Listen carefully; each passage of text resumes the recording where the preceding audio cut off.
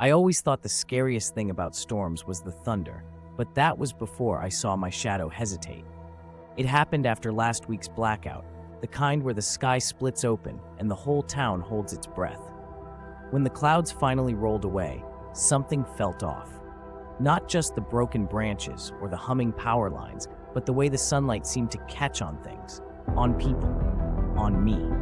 That was the first time I noticed my shadow lag behind, like it was waiting for me to notice it too.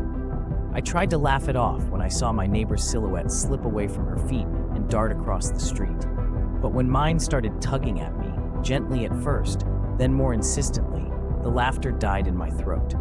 I'd stand in my driveway and it wouldn't budge, even if I moved. I'd step forward and it would stay rooted, stretching and warping like it was shaking its head. I didn't tell anyone. Who would believe me? Instead, I started listening, because every time I resisted, my shadow grew darker, heavier, like it was filling with something hungry. It began making demands, though never with words. I'd wake up to find it pointing at objects in my room: my phone, my grandfather's old watch, a box of matches. If I ignored it, the shadow would crawl up the walls, pressing against me until my skin tingled with cold. So I obeyed. I smashed my phone, threw the watch into the river, burned old photographs until the smoke choked me. Each time, my shadow seemed to shrink a little, but its stare never lessened.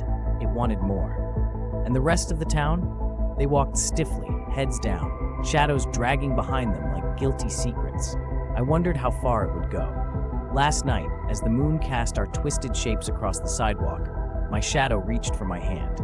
It pressed my palm to the doorknob and wouldn't let go until I turned it. The house was empty, except for the mayor, tied to a chair, eyes wild with terror.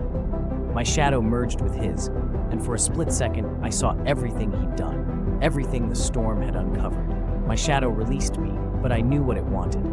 It was never about me. It was justice, or something older, moving through us all, demanding a debt.